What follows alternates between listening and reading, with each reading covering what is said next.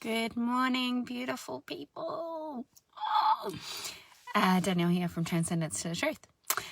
I've had writer's block, so I'm just doing lives at the moment until I can put together posts. At the moment, the energy that I do have is focused on me. And I am focusing on being and working through some ingrained old programs and revisiting beliefs, because as you grow and evolve, you should always be revisiting what beliefs you have, because they will continually change. And if you're running off a belief that you created 10 years ago, then it may have served you then, but it's not going to serve you now. So it's like re-looking at everything all of the time, always self-evaluating. And when you come into new levels of being and frequency, to go, hang on, is that something that still feels like a truth for me? Or is that no longer something that serves me at my highest? So I've been having some really interesting observations of people and their justification for their ego, and it just kind of makes me giggle, and it makes me want to have a little laugh and a little the self-righteousness of human beings in general. And I mean, we've all been it. And we all are it. So when I laugh, I'm laughing at myself as well. But the justification that we have for our ego, and it's been quite funny on these different pages that I'm on, and these spiritual pages on Facebook, and watching other people's posts, and having conversations with people that are very much wanting to justify why they love their ego, which is great, because I love my ego too. But the justification to keep living in their ego maybe is probably the more accurate way of verbalizing it. And that's amusing, because there's these I saw a post on this like DMT spiritual healing page, and it was saying that without our ego, we would all have depression, anxiety, and we'd want to jump off a bridge and fly, and all of these things. And I find that funny myself, because I've been in spaces with no ego, and my ego actually I do go into my ego a lot as well. So, but I know when I'm living my authentic truth, and when I'm living in alignment with Creator and my essence, and there's no ego in that space, it doesn't mean that I'm going to go and do any of those things. It actually means, like, there's no such thing as depression. You let go of your sense of self. You actually find freedom and peace and contentment and fullness and emptiness all at once. So you're in this amazing energy. And it's when we go into our ego that our ego creates those things. Our ego is what creates this sense of a false sense of self, and who we think that we need to show up in the world as. And our ego will manipulate us with every little bit of information that we bring on board to keep its safety and security of being viable within its existence. And the truth of it is, we don't need our ego. The only reason our ego is there is to be that reminder to go, hang on, you're going off track. You're not in alignment. You're not your authentic self. You are not being who you are. You are not being you, who you actually are. Your ego is the false sense of self. So it's a gift, yes, and love the shit out of your ego. Love the shit out of your ego. But as soon as you can realize that your ego is what causes separation, contraction, judgment, expectations, manipulation, gaslighting, even high levels of things like happiness and different ends of polarity, your ego lives in polarity, not unity and oneness. Okay, your ego has to judge and compare and understand and seek, right? So it's seeking all of the time. All of the time it's seeking outside of self to label itself or categorize itself or put it somewhere here, or manipulate and use this information to justify this behavior and to justify, whereas your authentic essence doesn't do any of that. Your authentic self is just happy being. It sees things and it doesn't have this self-righteousness to argue a point or communicate something. It doesn't feel like it has to search for itself outside of itself, because you're just it, right? When you are being you, you don't need to search anywhere. You don't need to find yourself. You are you. You are you all of the time. It's when you go into ego, it separates you and disconnects you from who you truly are. It pinches off that energetic flow.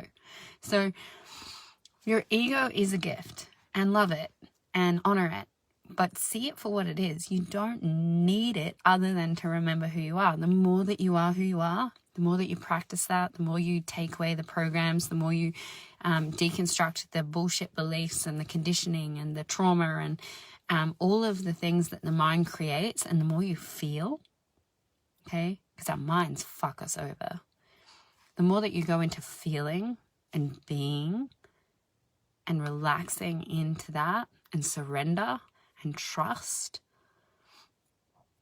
the more that you will know that your ego is not valuable to living in peace and love.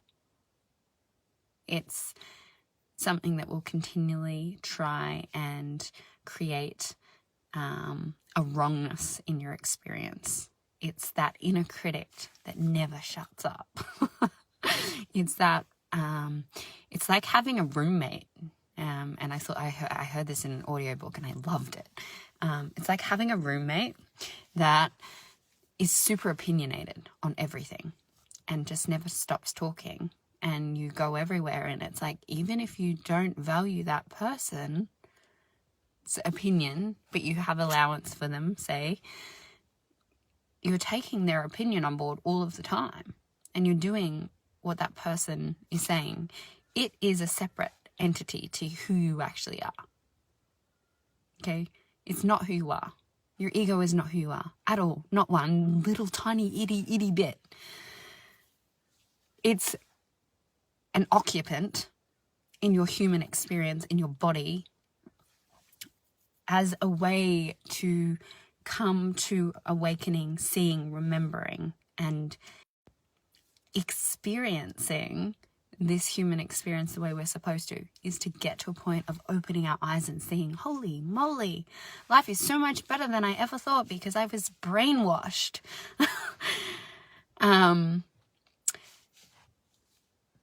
So don't listen to the brainwasher. Don't listen to the opinionated person that's not happy about anything and is always trying to deconstruct and judge and manipulate and go into some sort of control. So that is one. Identifying your ego is listening to your inner critic. Okay? Listen to that voice. Recognize it. How does it sound? Does it sound positive? Does it sound calm? Does it sound nurturing, nourishing? Is it supportive? Or is it just like rattling off all the time? Little opinions about this, that, and the other. And, oh, you should have done this, and now it's too late to do that. And if you had just gone that way, what is it saying? What is it telling you? Is it calling you names? That is your programming. It's not you. So observe. One of the other ways is when you get more centered and connected. Okay, so say you're doing something where you're super creative.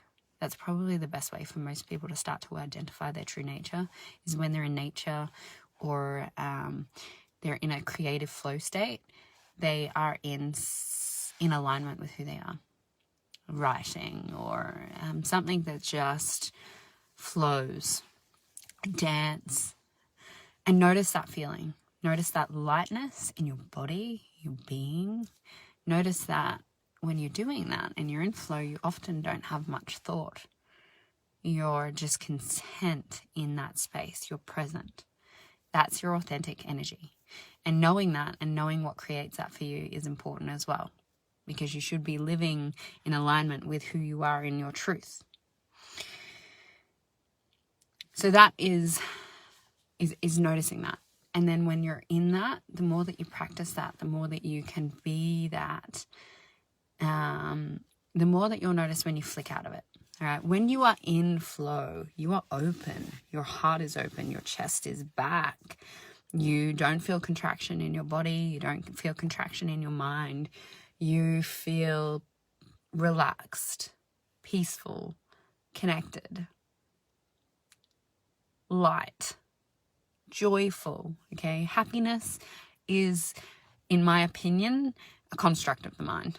Happiness is not sustainable. Happiness is not consistent or sustainable. The only way you can experience happiness is to experience severe sadness. It's about coming into neutrality. It's about coming into a leveled, consistent state of being. Joy. Peace. There's no real words for it, in my opinion. When you're connected, connected is, right? There is no bouncing. You're either connected or you're disconnected. You're either connected or you are in some state of ego. So identifying that within yourself, what does that feel like? What does that look like? I noticed just before, actually, that I sent a voice message to someone and I put on my ego voice. And I was like, after I did it, I was like, wow, that was so not authentic at all. At all. It was like the voice that I had created as me, because I am more masculine. I've got a deeper voice. I've got a huskier, sort of low, peaceful voice. And I realized that when I did this voice message, it was like in this like girly kind of high-pitched sort of space of not even who I am. And the words that were coming out were not in alignment with my truth either.